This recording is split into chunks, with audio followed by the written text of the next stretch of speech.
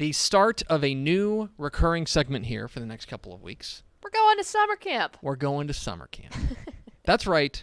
It's summer camp here at Dave Campbell's Texas Football. We know that some summer camps are happening. Some summer camps are not. But we are going to have summer camp. Woo. And our version of summer camp is a look at each of the 12 FBS teams in the state of Texas heading into the 2020 football season. That's what we are. That's what we. It's like we get to travel without having. That's to exactly travel. right. That's exactly right. We get to We're travel. making a road trip. Yes, we're taking a roadie. And so, what I want to do is I want to take a look. We're going to go from west to east. Okay, we're going to start as far west as we can. We're going to start with the UTEP Miners. Okay. So there's a few different things we're going to do each segment of summer camp. And the first is, what is the state of the program? And look, I'll be honest. I think the state of the program for UTEP is pretty bad. I think that they are pretty unequivocally they're the worst program in the state. I mean, there's no real doubt about it. Way to put that. You really can't put it any other way. That they have, it has now been since 2014, the last time they had a winning season. Mm-hmm. 2014 was the last time that they had a bowl berth. Since then, they have won a grand total of 11 games. 11 games in 5 years. 5 years, yeah. Okay, including now they're entering year 3 under Dana Dimmel. 1-11 last year, 1-11 the year before. So Dana Dimmel is now 2-22 in his 2 years there at UTEP. Now, I will say, from what we understand with UTEP, they have more or less promised him 4 years. Right. And they've said, and I think that he went in there and said, look, it is going to take me 4 years to build this thing from the ground up, to build this thing up from scratch. And so now that they're entering year 3, this is where you've got to start seeing that progress. Exactly. Okay? I mean, the first 2 years, if you want to say first year, you know what? He inherited a program that went 0-12 to get them back in the win column as a victory. Mm-hmm. They went 1-11 last year, and that wasn't necessarily terrible or unforeseen. But, I mean, there were a couple of losses there. The loss to New Mexico State is pretty terrible. Their one win was basically a last-second win against Houston Baptist in the opener. Right? So they don't have an FBS win. Mm-mm.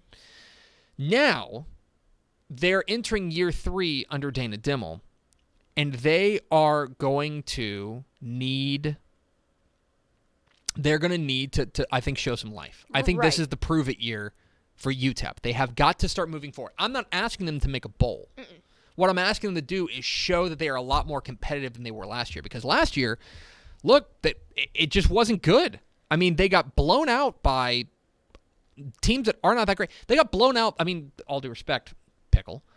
I don't think anybody would claim that North Texas was a great team last year. No. They got drilled by North Texas. Yes. Right? And I think that a big thing with UTEP is, like you said, most of the time in most programs when there's a new coach and they have been struggling, you look for year 3 to basically be like, okay, this is kind of going into the hot seat. Like, this is when you have your recruits you're coming in with. That's kind of the norm. Right. But with UTEP, I do agree that, yes, they will Dimmelfine probably get a 4th year? Yes. Yeah. Because this program was so down that you might have to suck it up and take that extra year and give them a 4th year after this. Right. But you have to see some sort of improvement. Right. You've got to start seeing proof of concept. You've got to start seeing proof of concept. And this is the year that it's got to start happening. Again, not asking them to go and win the conference. I'm asking them to show signs of life and show that Dana Dimmel is on the right track. Mm-hmm. Proof of concept is what we're looking for. So if you were to talk about the state of the program right now, the state of the program is poor, I would say. Quite poor, and arguably, I know we've talked a lot on this program about the difficulties that UTEP faces, the unique difficulties they have, but they have got to start moving in the right direction, or else they're going to need to, or else the Dana Dimmel years are just going to end up being a waste. So let's start now with our offensive breakdown. Okay. So the offensive breakdown, the offensive outlook. The biggest question for me and was last year is quarterback. Mm-hmm. They simply could not settle on a quarterback. It ranked among the worst. Their offense ranked among the worst in Conference USA last year. And they lose their top rusher and their top passer from last year. Quarterback is going to be an issue. It sounds like they're going to turn to either Gavin Hardison, who's from New Mexico, or they're going to turn to T.J. Goodwin, who's from Houston. They feel like they have some upside there, but there's like no experience on the roster, like none at the quarterback spot, like almost none. Running back is an interesting spot for them because I do feel like that's where they've recruited well. They get Q Wadley back from injury. That should help. They've got Deion Hankins, who I'm extremely high on, coming in as a freshman. I think he's going to challenge for some carries. They're going to have transfers like Devon Cooper, who missed 2019 with injury. They've got some playmaker, or rather that's at the receiver spot, but I'm telling you that at the running back spot, with guys up front like Darda Lee, like Bobby DeHaro, they're going to have some play. They're going to have an ability to run the ball. They should be. They should. And especially they've got to, because otherwise it's going to be all on a very unproven quarterback room. Right. And with Conference USA, just in general, that as long as you have a good running back, you stand a much higher chance of being able to move it down the field than star receivers almost. And then there's the question of receiver, right? And when you have a bad passing game last year, it's kind of a two-way street, right? They've got some playmakers. I've always liked Walter Don Jr. since he's kind of an undersized receiver from Mesquite Poteet, I believe. Jacob Cowing is a guy we've heard a lot about at a receiver spot, a guy that we feel like has some big-time upside. They feel like they have a promising rotation there at receiver. Offensive line, I mentioned Bobby DeHaro, I think is the star up there, but then we don't really know what they have to replace 3 of their 5 starters. So overall, look, the offense has got to take a step forward. That was a big problem for them last year. Right. And one of the things they've got to do is they've got to find some sort of answer at quarterback. And if they don't, then that running back game has to be really, really good. And what it's going to have to carry the team. It's going to have to carry the team. So that's the offensive breakdown. From the defensive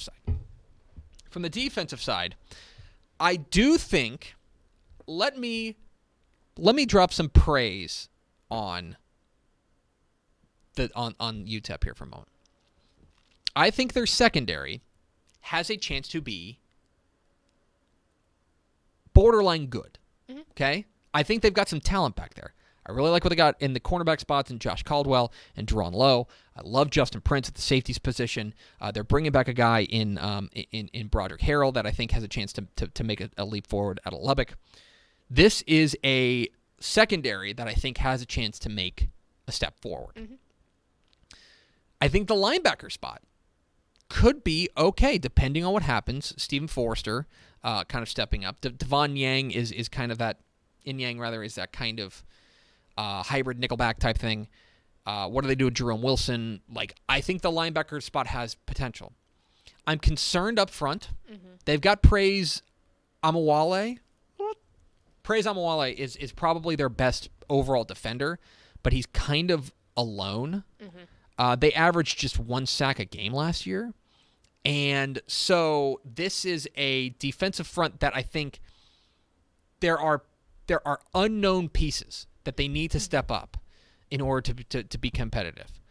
So from a defensive perspective, the good thing is that, look, Conference USA is a pass-happy league, and the secondary figures to be pretty good. But can the front hold up? That's kind of the question there on the defensive side. And I think, too, watching some of their games last year, too, I think when you said they were borderline good, is very accurate because they did have a couple of times a game or two where they would have the big interception or they would get this and it's like, oh, man, this could be the momentum shift that they're looking for, and then they weren't able to do anything offensively. For a breakout player to keep an eye on, I would go with Deion Hankins. This is they've got a couple of El Paso products in there. Deion Hankins is the freshman that's coming in. He's one of the most decorated running backs in El Paso. A guy that I think is going to be able to get on the field and get some carries. Can he put it all together? I'm very interested to see what Deion Hankins is able to do. He's my breakout pick for UTEP. And if he has a big year, then we're talking about UTEP. Obviously, that offense gotten into gear, and they're going to be a lot more competitive. Let's talk about worst case scenario. Well, they won 1 game last year, so... The worst case scenario is they go winless, Yep. right? And by the way, there is not. Last year they had Houston Baptist, and all due respect, love you Husky fans, but that was as close as they had to a layup, right? They had an FCS opponent on their schedule. This year they're non-conference. Tech, at Nevada, at Texas, and then New Mexico State. Okay, now New Mexico State is their big rivalry game on the I-10 rivalry and things like that. Mm-hmm. But no layups. All 4 of those games the first 3, Tech, Nevada, and Texas, they are going to be underdogs. Right. Probably significant underdogs. Yes.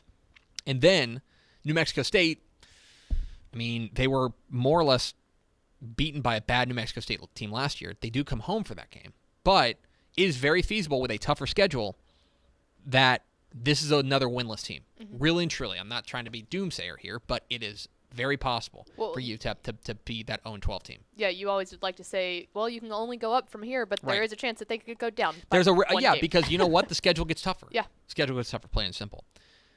And beyond that, a lot of their tougher or a lot of their winnable Conference USA games, are on the road. Mm-hmm. They're at Rice, right? They're at UTSA, which should be theoretically rebuilding. Mm-hmm. They're at Charlotte, right? Those are on the road, so that's a more difficult predicament as well. If you're looking for the best case scenario for UTEP,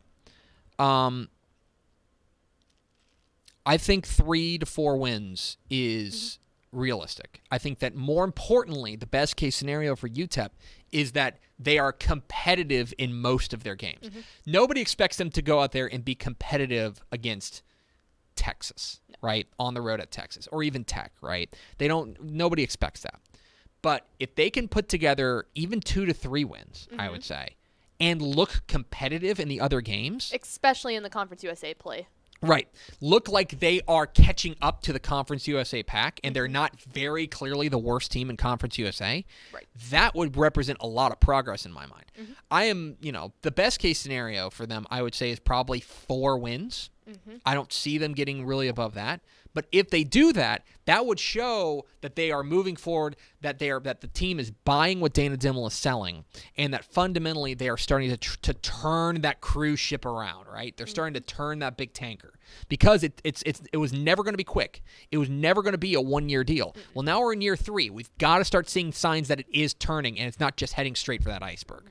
Right? I've used like 3 different boat analogies there. Yes, but that's fine. That was a lot. It's fine. I'm good with that. Anyway. There's summer camp for UTEP. UTEP, thanks for coming around the campfire. We appreciate it. Enjoy the s'mores. Oh, no. Things like that.